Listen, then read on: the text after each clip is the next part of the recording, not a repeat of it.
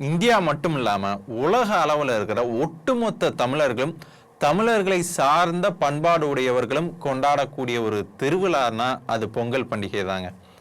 4 நாட்கள் கொண்டாடக்கூடிய இந்த பொங்கல் பண்டிகை குறித்த சிறப்பான பல சுவாரஸ்யமான தகவல்களை தான் இப்போ நாம் தெரிஞ்சுக்க போகிறோம்.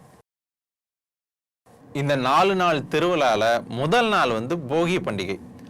போகி பண்டிகைன்னு தான் நம்ம கேள்விப்பட்டிருக்கோமே ஒழிய போகி பொங்கல்னு நம்ம கேள்விப்பட்டதில்லை. போகி என்றும் பொங்கல் வைத்த சமூகம் தான் நம்ம தமிழ் சமூகம். அதை வைகரையிலேயே வைப்பாங்களாம், அதிகாலையிலேயே வச்சுட்டு அது பேர் நிலைநிறுத்தும் பொங்கல்னு குறிப்பிட்டிருக்காங்க. பொதுவாகவே இந்த போகி எதற்காக கொண்டாடப்படுது? தேவையில்லாத பொருட்கள் எரிக்கப்படுவதோடு மட்டும் இல்லைங்க, தேவையில்லாத எண்ணங்களாக இருக்கட்டும், அது கோபமாக இருக்கலாம், குரோதமாக இருக்கலாம், விரோதமாக இருக்கலாம், ஒரு துரோகமாக இருந்தால் கூட அதை கழிச்சு கட்டிட்டு நிம்மதியான வாழ்க்கைக்கு அடுத்த கட்டத்தை நோக்கி பயணிக்கிறது தான் இந்த போகி பண்டிகையோட ஒரு தத்துவார்த்தமே. இது நிறைய பேர் என்ன புரிஞ்சுக்கிறாங்க, வெறும் ஆடைகள் மட்டும் எரிக்கிறதா நினச்சி காற்றை மாசுபடுத்துகிறாங்க. அதே நேரத்தில் என்னோட சின்ன ரெக்வஸ்ட்டாகவும் நம்ம எப்படி வச்சுக்கலான்னா, ஒரு சாயம் போன சட்டைகளாக இருக்கட்டும், இல்லை கொஞ்சம் கிழிந்த ஆடைகள் இது மாதிரி இருந்துச்சுன்னா அந்த ஆடைகளே இல்லாதவங்களுக்கு நம்ம கொடுக்குறோம் அப்படின்னா அதுவே அவங்களுக்கு ஒரு புது சட்டை மாதிரி தான். இது மாதிரி நம்ம பண்ணோம் அப்படின்னா காற்று மாசுபடுதலும் குறையும், பல நல்ல உள்ளங்களும் மகிழ்ச்சி அடையும். எப்படி பொங்கல் பண்டிகையை மகர சங்கராந்தின்னு சொல்லிட்டு தெலுங்கானா, கன்னடா இது மாதிரியான பல மாநிலங்களை கொண்டாடுறாங்களோ அது மாதிரி போகி பண்டிகையும் லோரி அப்படின்னு குறிப்பிடுறாங்க.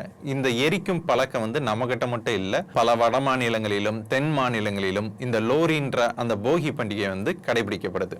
தை 1 தமிழர் புத்தாண்டு அப்படின்ற அளவுக்கு கொண்டாடப்பட்டு அதுக்கப்புறம் வாபஸ் பெறப்பட்டதுன்னா கூட அந்த அளவுக்கு மிகுந்த முக்கியத்துவம் உடைய ஒரு நாள்.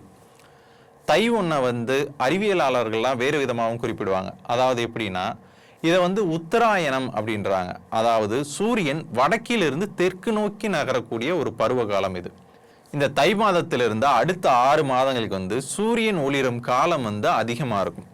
இப்போ மார்கழி மாதம் இந்த மாதிரிலாம் பார்த்தா அப்படின்னா சூரியன் காலையில் லேட்டாக தான் உதிக்கும், அதே நேரத்தில் சீக்கிரமாகவே சூரியன் மறைந்துற மாதிரியான ஒரு நிலைமை இருக்கும்.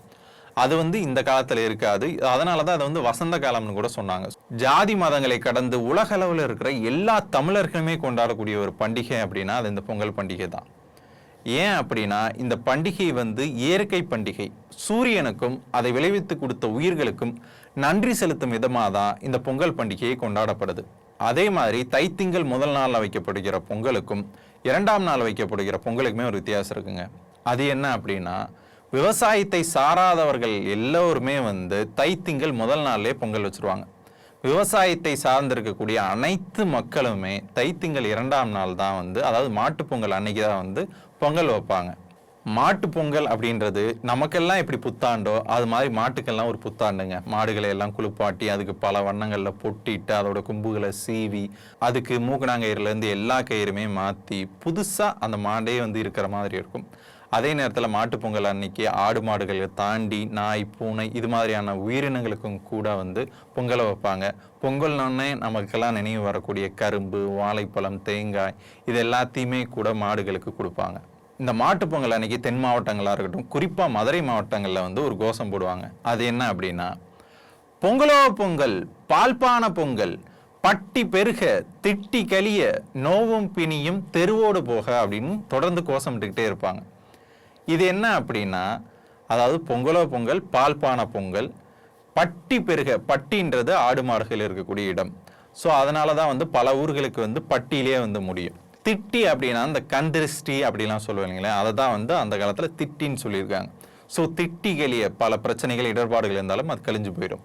நோவும் பிணியும் தெருவோடு போக, எந்த நோவு பிணியாக இருந்தாலும் எங்கள் வீட்டுக்குள்ளே அண்டாமல் விலகி தெருவோடையே போயிடணும் அப்படின்னு சொல்லுவாங்க.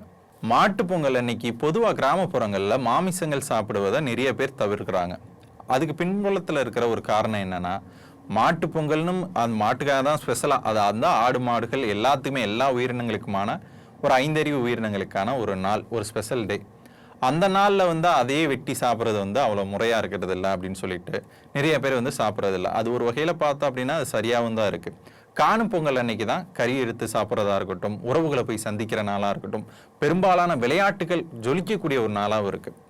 ஆனால் இப்போலாம் அந்த நடைமுறைகள்லாம் பின்பற்றப்படுறது இல்லை. அதாவது ஜல்லிக்கட்டுன்றது முன்னாடி இந்த காணும் பொங்கல் அன்னைக்கு தான் கொண்டாடப்பட்டுச்சு. ஆனால் இப்போலாம் அப்படி கிடையாதுங்க. ஜனவரி மாத தொடக்கத்திலேயே பல்வேறு இடங்களில் ஜல்லிக்கட்டு நடத்த ஆரம்பிச்சிடுறாங்க. நம்ம கிராமப்புறங்களில் பெரும்பாலும் விளையாடக்கூடிய விளையாட்டுகள்னா அந்த உரியடித்தல் தான். படங்களாக இருக்கட்டும், இல்லை நம்ம பார்க்கக்கூடிய இடங்களாக இருக்கட்டும், எல்லா இடத்துலையுமே அந்த உரியடித்தல் அப்படின்றது இருக்கும். அதே மாதிரி நிறைய பேர் வந்து அந்த கயிறு இழுத்து விளையாடுற போட்டி, அதை தாண்டி வந்து கபடி விளையாடுறது, ஸ்பெஷல் கபடி, அது மாதிரிலாம் வச்சு நடத்தி மக்கள் ஒருத்தரோட சந்திச்சுக்கிறது மட்டும் இல்லாமல் இது மாதிரியான விளையாட்டுகளை ஊக்குவித்து அந்த விளையாட்டு மீதான ஒரு ஈர்ப்பையும் ஏற்படுத்தக்கூடிய நாளாக தான் இந்த காணும் பொங்கல் இருக்குது. பண்டிகை காலங்களில் உறவுகளோட நேரம் செலுத்துறதுக்கு பயன்படுத்தாமல் தேவையற்ற போதைப் பொருட்களுக்கு அடிமையாகிட்டு அதில் தான் சந்தோஷம் கிடைக்கிறதா, இளைய சமுதாயமாக இருக்கட்டும், அதுக்கு முந்தைய சமுதாயமாக இருக்கட்டும், ரொம்பவே சீர்கெட்டு ஒரு மாதிரி போயிட்டு இருக்காங்க. அதெல்லாம் தவிர்த்துட்டு சந்தோஷமாக இருக்கிறதுல எப்படி சந்தோஷம் காண்றது அப்படின்னு இருந்தாலே மனசுக்கு நிம்மதியாக இருக்கும். அந்த பண்டிகை காலங்களும் அவங்களுக்கு மட்டும் இல்லாமல் அவங்கள சுற்றி இருக்கவங்களுக்கும் ரொம்பவே சந்தோஷமாக இருக்கும். எல்லோருக்கும் 4 விதமான இந்த பொங்கல் பண்டிகைக்கும் எங்களுடைய வாழ்த்துக்கள்.